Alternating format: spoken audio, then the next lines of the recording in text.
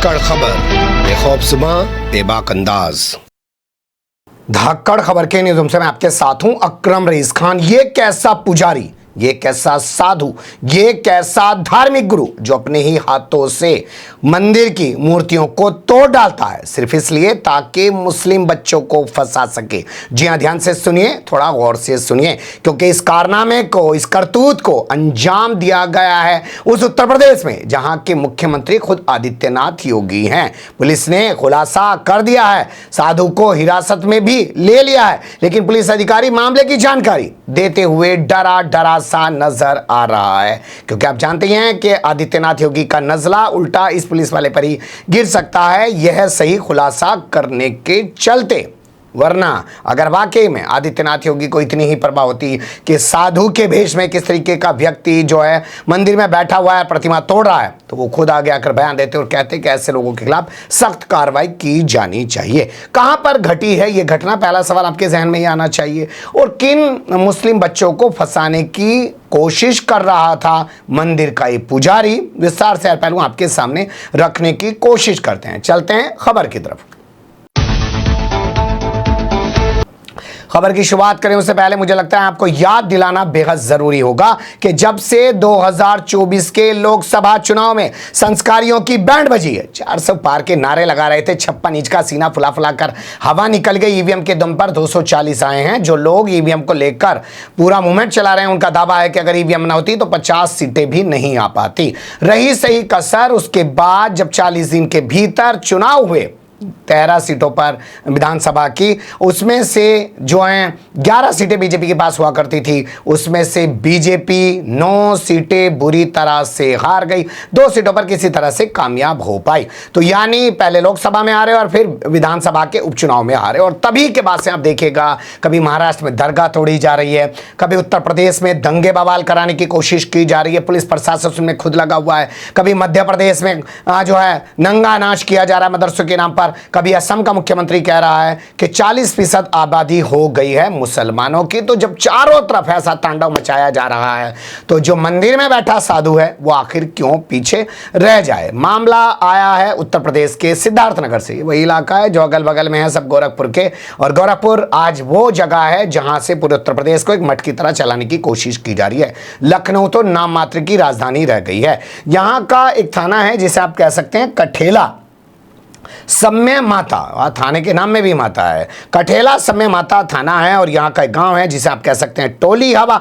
यहाँ पे एक मंदिर है, मंदिर का पुजारी है कृष्णराम, नाम में भी राम है, संस्कारी के। और उत्तर प्रदेश में तो रामराज के दावे किए जा रहे हैं, लेकिन अयोध्या में संस्कारी जीत नहीं पाए हैं और उसी की खुन्नस अब निकाल रहे हैं जनता के बीच नफरत को और बढ़ावा देकर। तो कृष्णराम नाम का एक पुजारी मंदिर की मूर्तियां तोड़ देता है, थाने पहुंच जाता है, पुलिस को बताता है कि साहब 2 मुस्लिम लड़के हैं, जी हां 2 मुस्लिम लड़के, एक का नाम मन्नान दूसरे का नाम सोनू, उन्होंने मूर्तियां तोड़ी।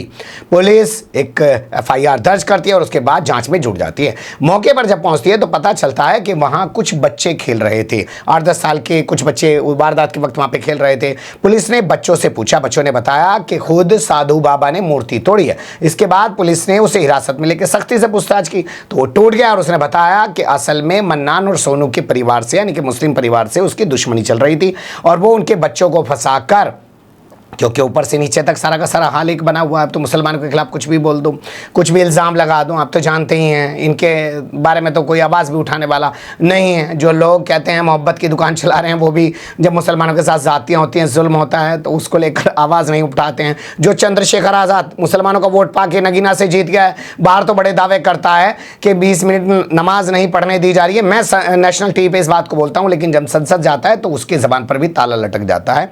तो कौन बोलेगा, कुछ भी इल्ज़ाम लगा दो। तो इस साधु ने ये इल्ज़ाम लगा दिया मुस्लिम कम्युनिटी के लोगों पर, लेकिन जब पुलिस ने सख्ती से पूछताछ की तो ये टूट गया। और इसने क्या कहा वह पुलिस अधिकारी की ज़बानी सुन लीजिए। आज दिनांक 16/7/2024 को जनपद सिद्धार्थनगर के थाना कठेला समय माता के अंतर्गत पड़ने वाले गांव तौली हवा में स्थित मंदिर के पुजारी श्री कृष्णराम ने थाने पे आकर कह रही थी कि उसी गांव में रहने वाले 2 मुस्लिम लड़कों जिनका नाम मन्नान और सोनू है, मंदिर में रखी हुई गणेश जी की प्रतिमा को तोड़ दिया है। इस सूचना पर थाना स्थानीय द्वारा मामले की गंभीरता को देखते हुए तत्काल मुकदमा अपराध संख्या 94/2024 अंतर्गत धारा 298 115 2 BNS दर्ज किया गया। इसके बाद थाना स्थानीय की पुलिस, मैं क्षेत्राधिकारी सौरभगढ़ और उप जिलाधिकारी सौरभगढ़ मौके पर पहुंचे। मौके पर पहुंचकर हमारे द्वारा जांच की गई। तो जांच के दौरान यह प्रकाश में आया कि जिस समय प्रतिमा खंडित की गई थी उस समय वहां 8-10 साल के 3-4 बच्चे खेल रहे थे। उन बच्चों ने बताया कि इस प्रतिमा को साधु बाबा ने तोड़ा है। बच्चों की बात पर विश्वास करते हुए पुजारी जी से गहनता से पूछताछ की गई।